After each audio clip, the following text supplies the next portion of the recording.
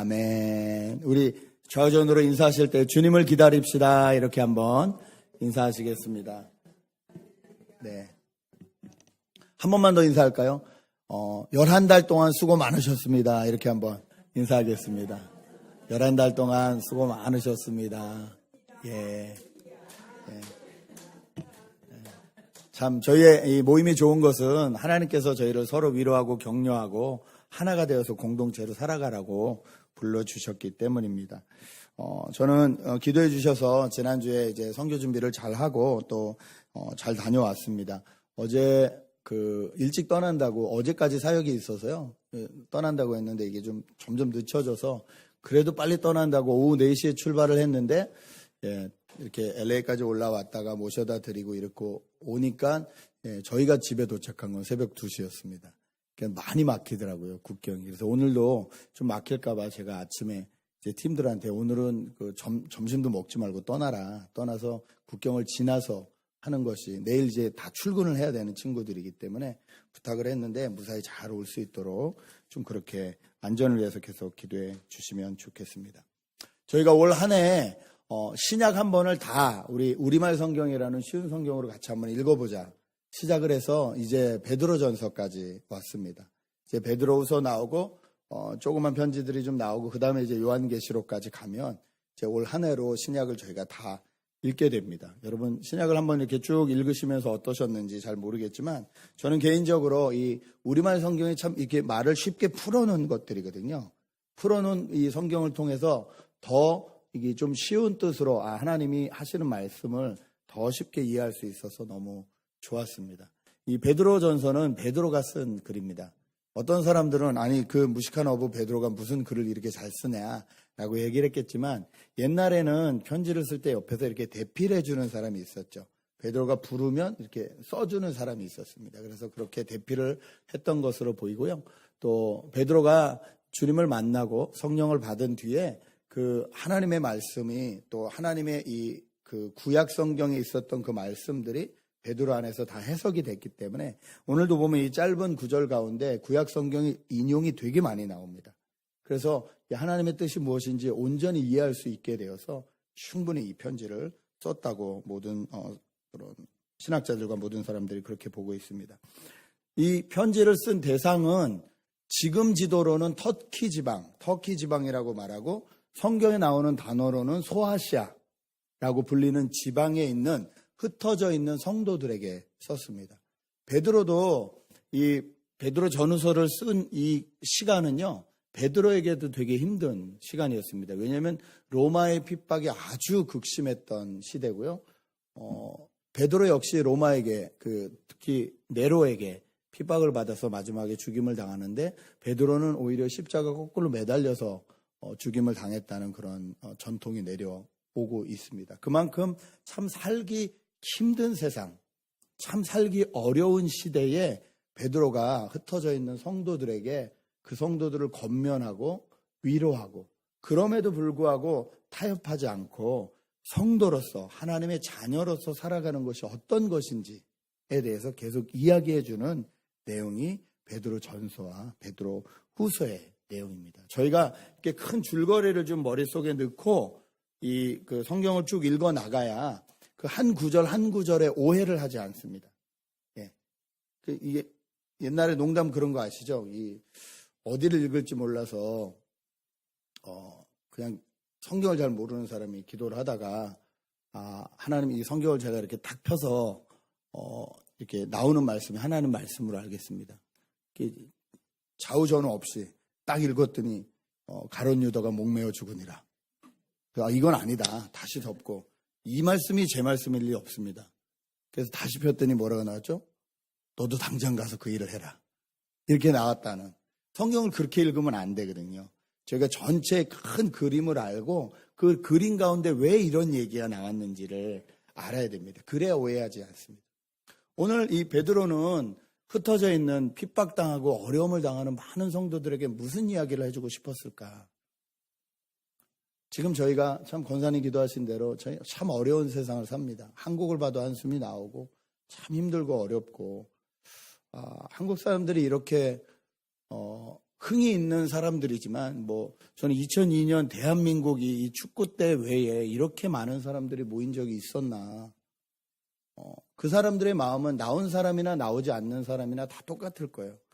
나라가 좀 제대로 이 기준이 좀 잡혔으면 좋겠다. 이 어려움을 잘 넘겼으면 좋겠다. 정말로 우리가 정말 기도가 절로 나오고 어떻게 하면 이걸 정치적으로 이용하는 것이 아니라 정말 이 나라가 정신을 차리고 이제는 하나님 앞에 돌아올 수 있을까? 이 걱정하는 모든 국민들의 마음을 저희가 같이 담아서 정말 나라를 위해서 기도해야 될 때인 것 같습니다. 미국 상황도 저희에겐 그렇게 좋지 않습니다. 어쨌든 저희는 이 땅에 나그네로 살아가지 않습니까? 이민자로 살아가는 분들이 많은데 이 이민자로 살아가는 것이 참 쉽지가 않습니다. 또 정책도 어떻게 바뀔지 모르고 여러 가지 국경이 왜 이렇게 이게 넘어오는 게 더 힘들어졌나.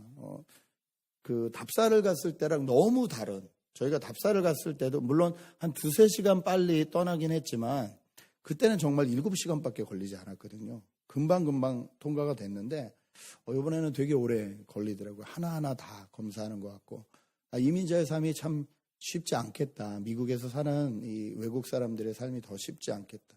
그러니까 참 어렵고 힘든 상황 가운데 살아갑니다. 이런 혼돈의 시간일수록 어려운 상황일수록 저희가 중심으로 잡아야 될 것은 우리가 누구인지에 대해서 바로 하는 것입니다. 우리가 생각하는 우리가 아니라요. 하나님이 생각하는 우리가 중요합니다. 우리가 생각하는 우리는 너무 자기 연민에 빠지거나 아니면 자기 중심적으로 빠지지만 하나님이 생각하시는 우리는 항상 우리를 향한 올바른 중심이 있으시기 때문에 그렇습니다. 하나님이 우리를 무엇을 위해서 부르셨는지, 우리가 어떻게 살아가기 원하시는지 그 기준을 베드로는 그 힘들고 어렵던 사람들에게 증거해 줬습니다. 어떻게 말하나요? 4절 5절을 제가 다시 한번 읽어드리겠습니다. 베드로전서 2장 4절 5절입니다.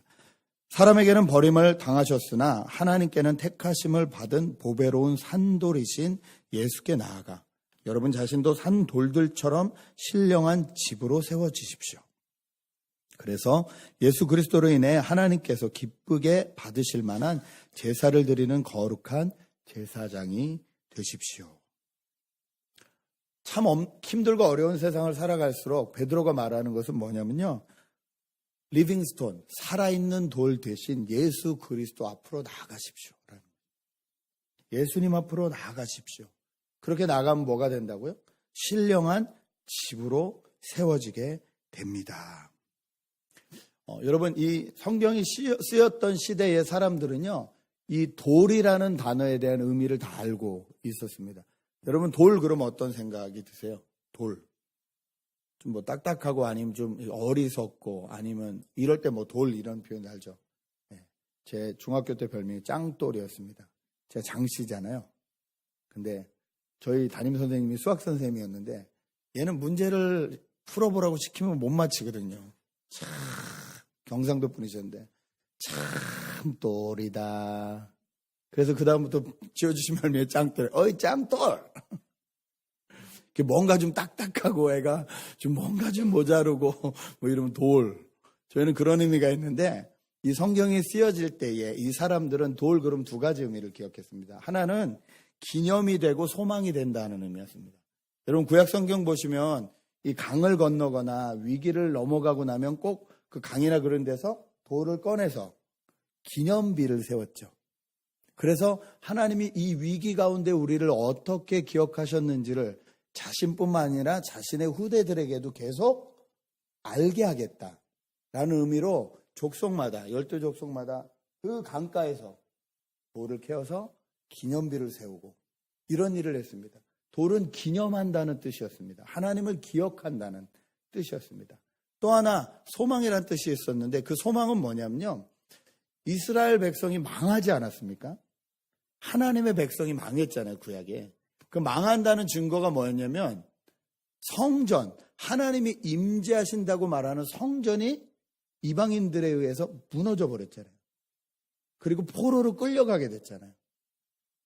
그 사람들에겐 충격이었거든요. 왜냐하면 그 당시에는 말씀드렸듯이 그 어떤 나라의 신과 나라의 신의 전쟁이라고 생각했어요.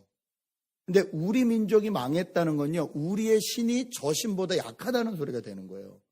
어떻게 전능하신 하나님의 이방인의 신보다 약할 수가 있냐. 근데 진짜 망해버리고 포로로 끌려갔으니까 이게 그 사람들한테는 정말 충격이었거든요. 그 사람들은 포로로 끌려가서도 이게 어떻게 된 일인지 기억하면서 그때 선지자들이 계속 말을 해주죠. 너희가 망한 이유가 이것이다. 하나님이 너희를 떠난 것 같지만 떠나지 않았다. 회당에 모여서 그 사람들이 정말 그 하나님을 다시 만난 다음에 포로로 끌려갔다 70년 만에 돌아와서 가장 먼저 하는 것들이 뭡니까? 성벽을 쌓고 성전을 쌓는 일이에요. 다시 말해서 돌을 세우는 일이에요. 왜냐하면 그 성벽이나 성전은요, 하나님의 임재를 뜻하기 때문에 우리가 이 돌을 세우면 하나님이 다시 오신다. 이 기대와 소망이 너무 있었거든요. 그래서 이 사람들에게 돌 그러면 기대와 소망입니다. 그런데 오늘 뭐라 그러냐면 베드로가요, 사람에게는 버림을 당했지만 하나님께 택하심을 받은 보배로운 산돌이신, 살아있는 돌이신 예수께 나아가십시오. 그러면 여러분이 뭐가 된다고요? 산돌들처럼 신령한 집, 성전, 홀리 플레이스, 성소처럼 세워지게 된다는 말입니다. 이게 참 놀라운 약속입니다. 더 놀라운 약속은 뭐냐면요, 이 돌이라고 할 때 유대인들이 가지고 있는 의미는 두 가지 의미입니다. 첫 번째 돌, 그냥 돌. 이 돌을 단어로 에벤 이렇게 읽거든요. 근데 아들을 의미하는 단어가 벤이라는 단어입니다. 에벤에서 애자를 빼버리면 벤. 돌은 아들이었어요. 스톤 있죠, 스톤. S-T-O-N-E. 스톤이죠, 스톤. 그 돌에서 세 글자를 딱 따서 만든 게 뭐예요? son, S-O-N. 제가 만들어낸 단어 아닙니다. 원래 뜻이요, 돌이란 단어에서 아들이란 단어가 나왔어요. 예. 스톤이란 단어에서 세 글자 S-O-N 빼서 나온 게 아들이에요. 이 당시에 사람들은 돌 그러면 아들을 연상했어요. 성경이 오늘도 뭐라고 하냐면요, 하나님께서 다윗의 자손에게, 다윗이 아닌 다윗의 자손에게 하나님이 임재하시는 성전을 세우게 하겠다고 하셨죠. 그래서 솔로몬이 이 물질적인 돌로 성전을 세우잖아요. 근데 영적으로는 누가 세우냐? 다윗의 자손으로 오신 예수 그리스도. 그 아들로 오신 예수 그리스도가 영적인 성전, 여기서 말하는 신령한 집을 세우신다는 거예요. 근데 어떻게 세우신다고요? 각 사람에게 세우신다는 겁니다.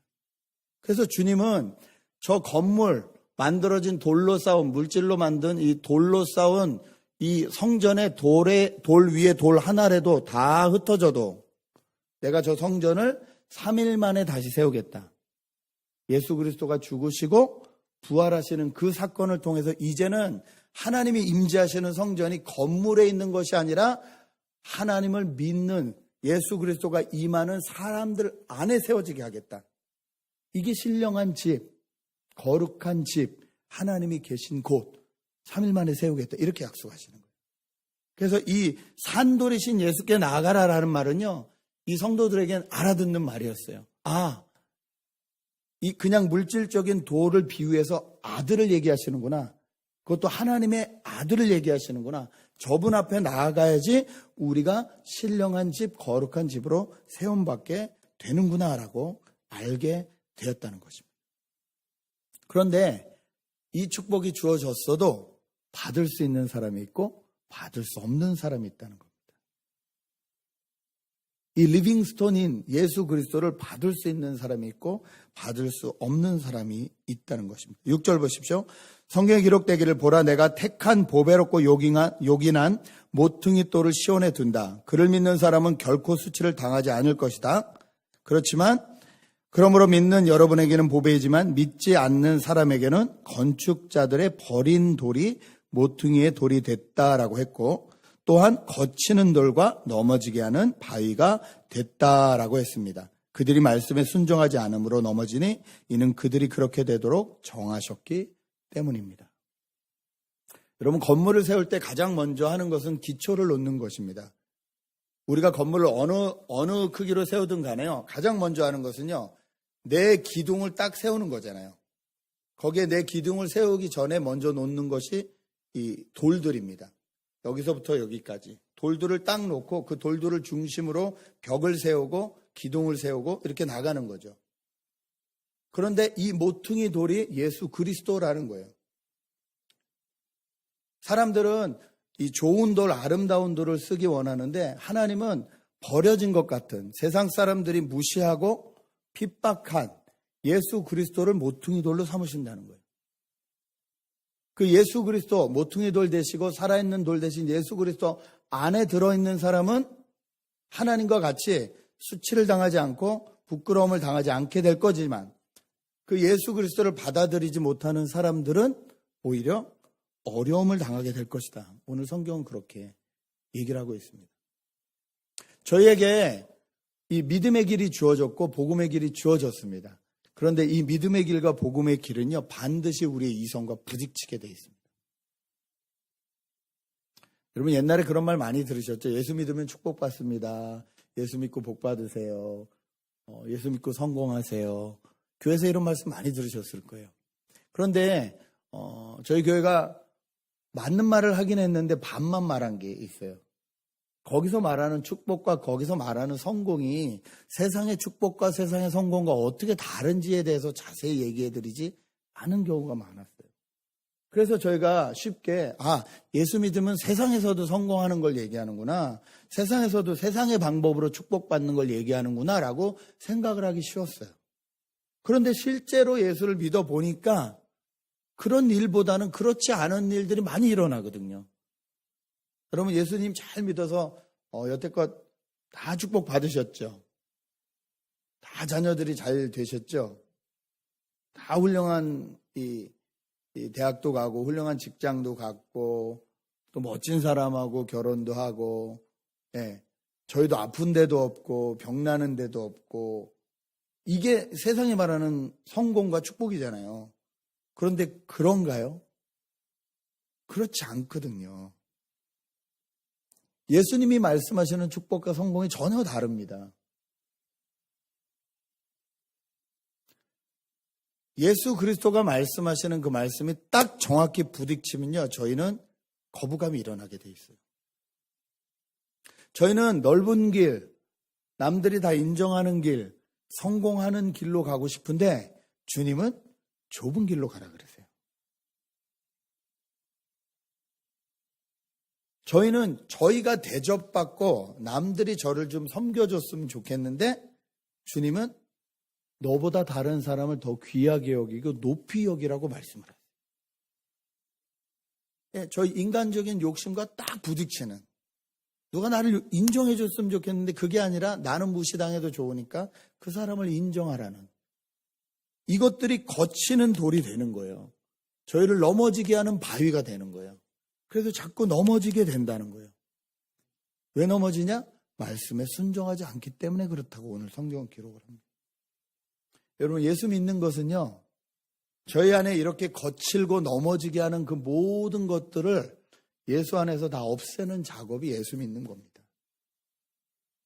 저희가 축복을 받고 저희가 은혜를 누리고 저희가 장수하고 잘 살고 이게 아니라 정말 나를 사랑하시는 그 하나님이 계시기 때문에 그것만으로, 또 나 같은 죄인을 살리시기 위해서 대신 십자가에 달려 죽으신 예수 그리스도의 놀라운 은혜가 있기 때문에 그것만으로 만족하고 감사하고, 영원히 하나님이 떠나지 않도록 나를 살아있는 성전으로 만들어 주셨기 때문에 그것만으로 기뻐하며 즐거워하며 하나님과 교제하며, 오히려 하나님의 눈이 있고 하나님의 마음이 있는 곳에, 그곳에 자꾸 우리의 신경이 쓰이고 우리의 마음이 쓰이고 우리의 물질이 쓰이게 되는, 내가 다 못 쓰니까 좀 더 힘들 수는 있지만 그러나 그것이 힘든 것이 아니라 오히려 기쁨이 되는 그런 삶이 예수 믿는 삶이라는 거예요.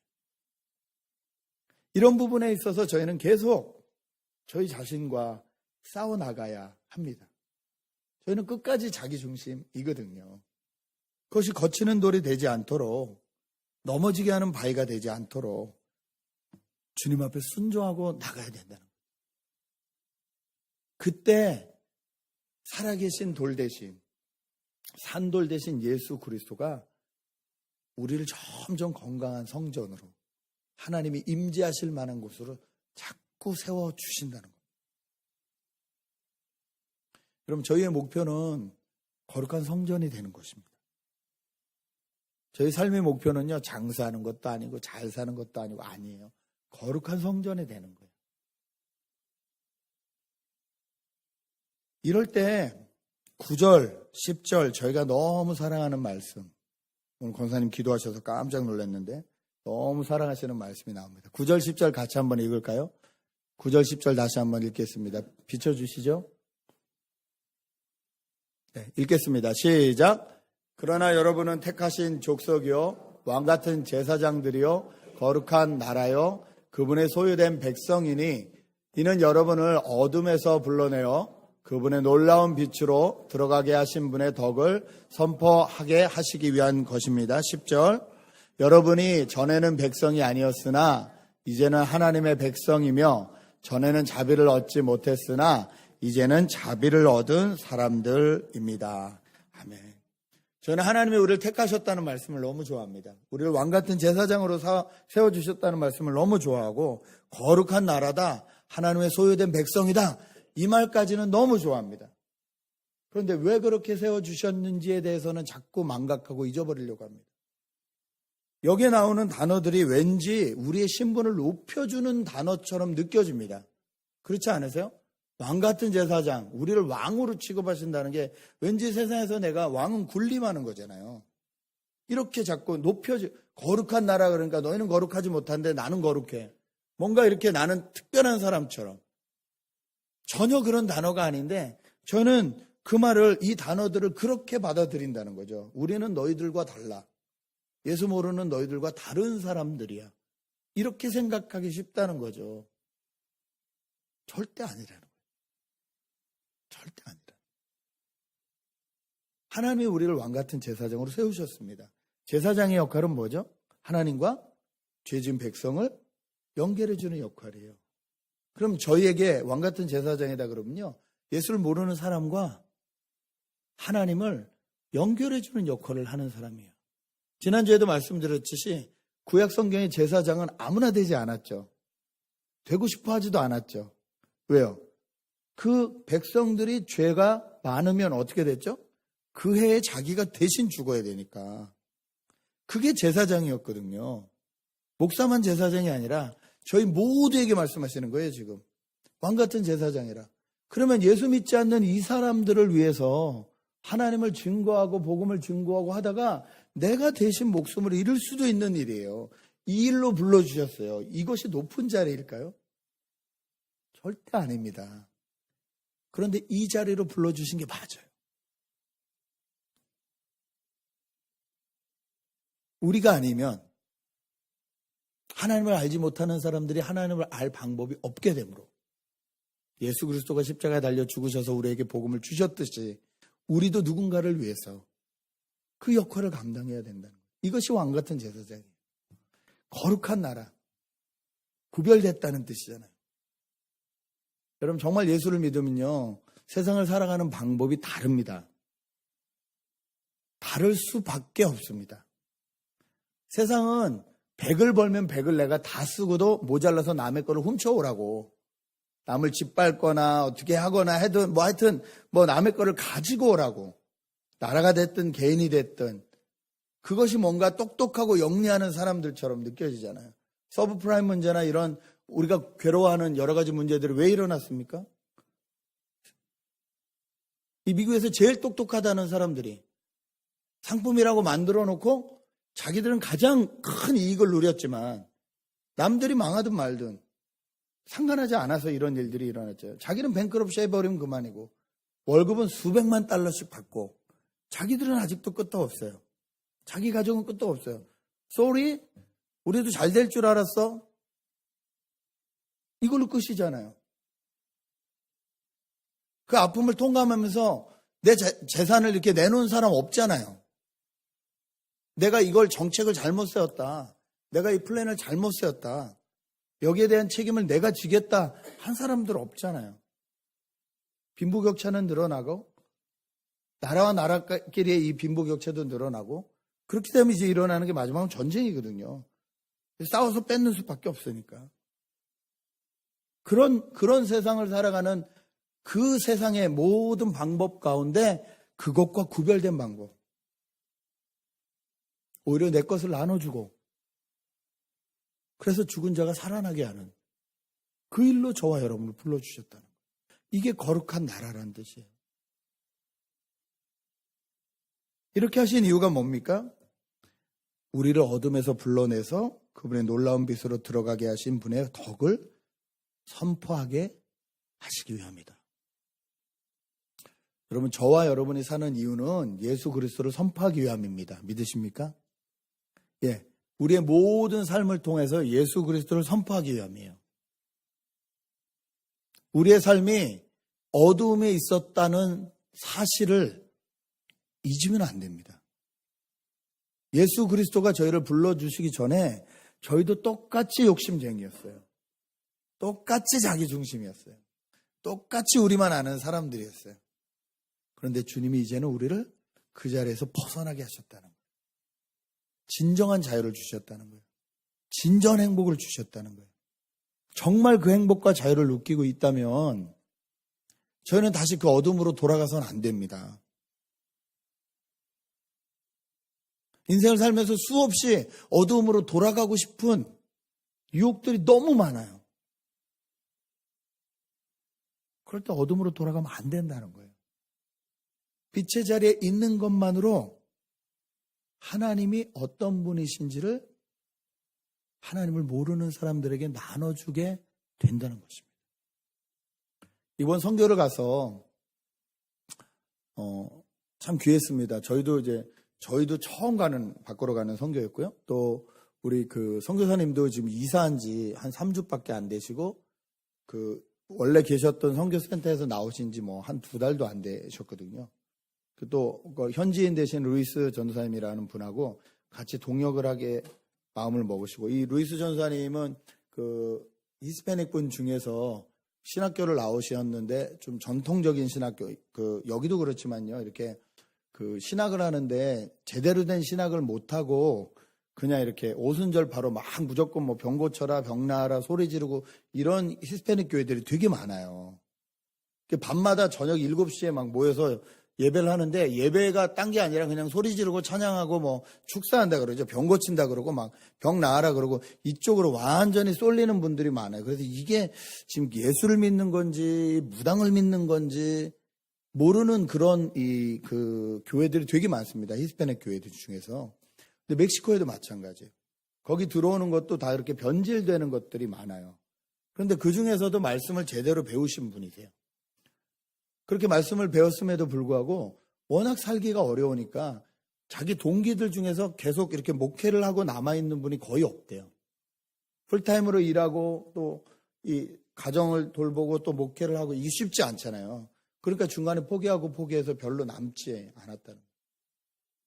그런데 그 중에서도 이렇게 남아있는 분인데, 문제는 정말로 갑자기 선교센터에서, 한국 분들이 운영하시던 선교센터에서 이제 거기를 딴 사람한테 맡기겠다고 한 달도 안 주고 나가라고 하신 거예요.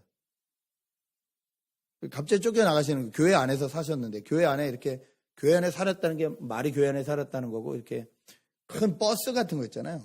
큰 버스 같은 게 있는데 그걸 개조해서 거기 안에서 사는 거예요. 그냥 내 식구가. 그걸 저희가 저번에 가서 봤는데 그것마저 그냥 비우고 나가라는 거예요. 그 교회를 다른 사람을 세우겠다고. 그리고 마지막 월급도 주지 않고.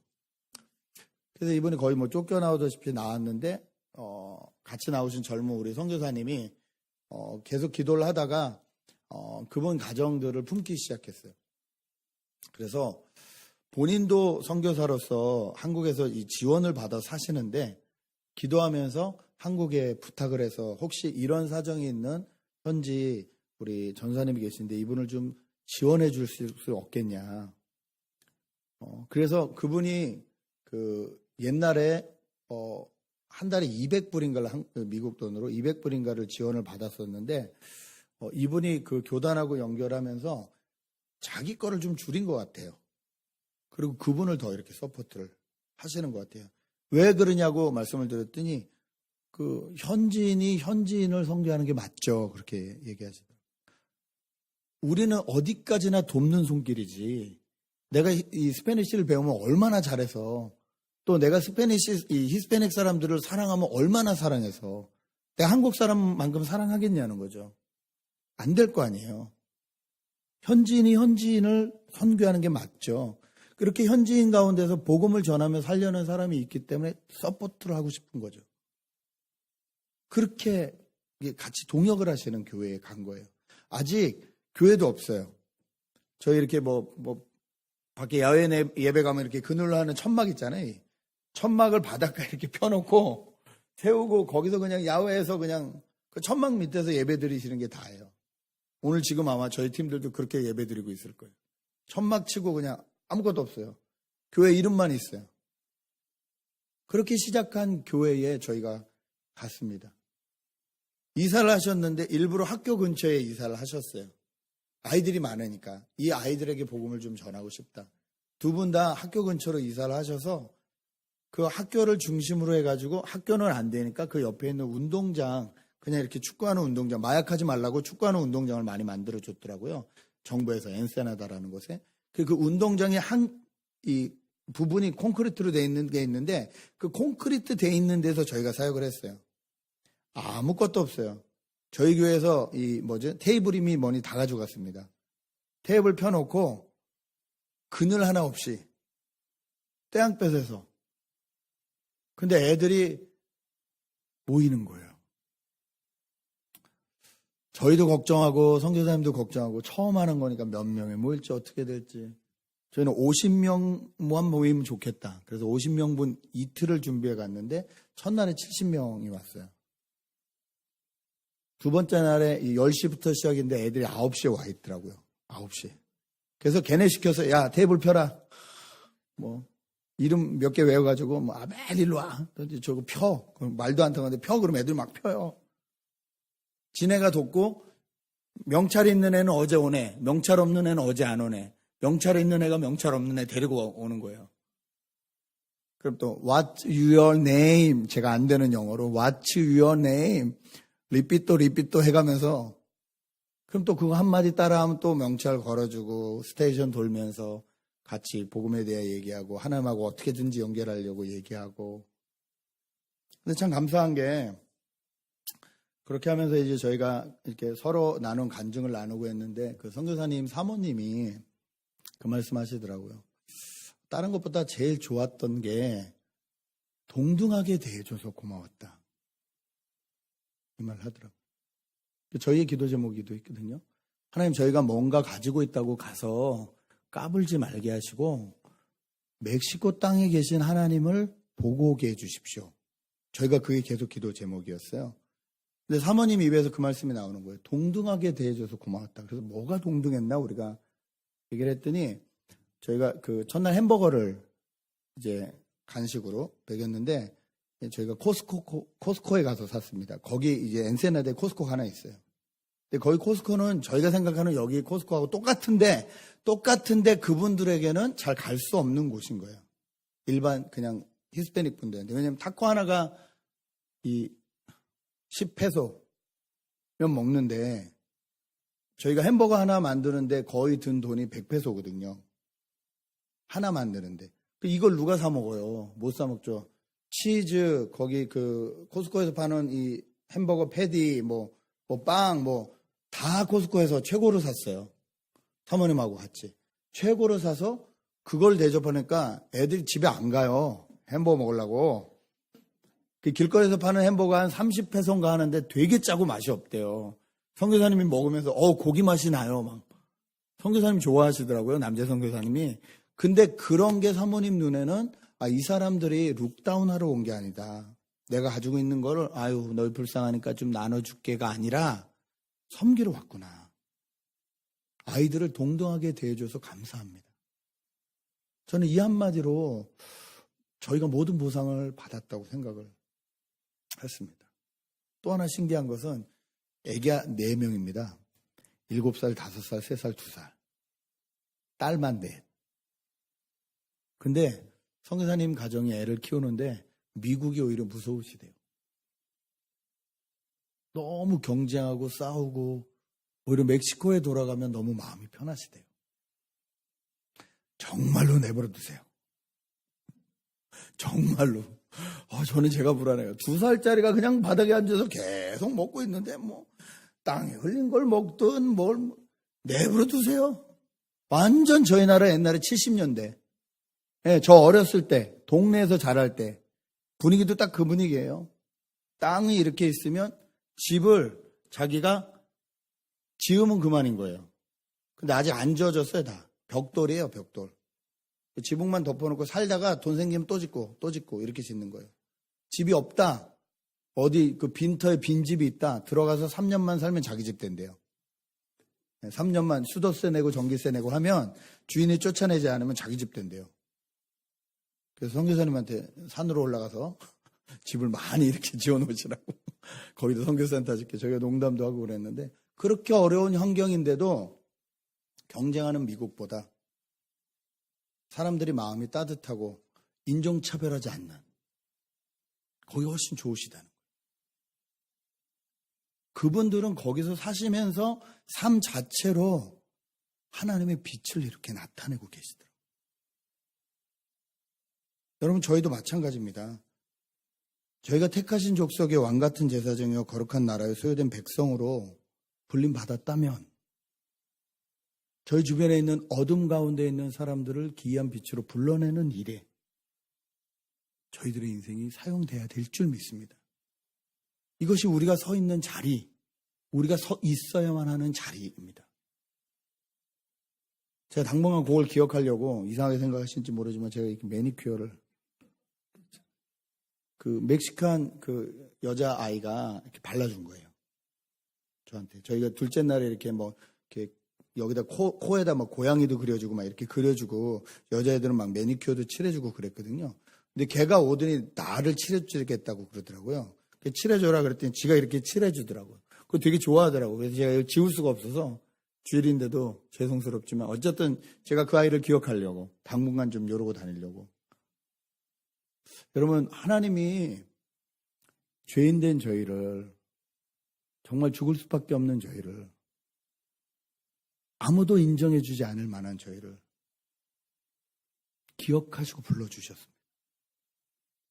그리고 저에게 원하시는 것은 잃어버린 사람들을 기억해달라는 겁니다. 너희가 성전이 되어서 예수 그리스도로 인하여 너희가 살아있는 성전이 되어서 그 가는 곳마다 하나님의 성전의 모습을 보여줘서 그들이 하나님 앞에 돌아오게 예배 자리로 돌아오게 해달라는 것입니다. 2016년이 이제 한 달 남았습니다. 2000년 전에 오신 주님을 기다리는 대림절이 시작됐습니다. 저희가 이제 12월 달 한 달을 살아갈 때 지난 11월 이 11달간의 기간 가운데 내가 어떤 모습으로 살았으며 이제는 어떤 모습으로 살아야 되는지 다시 한번 고민하고 결단하시는 저와 저희 교회가 됐으면 좋겠습니다. 그 마음으로 내가 높아지고 내가 위대해지고 거룩한 나라의 왕같은 제사 이게 아니라 나에게 주어주신 모든 신분으로 다른 사람을 그렇게 만드는 일에 쓰임받는 저와 여러분 되시길 주님의 이름으로 축복합니다. 이 시간에 같이 한번 기도했으면 좋겠는데요.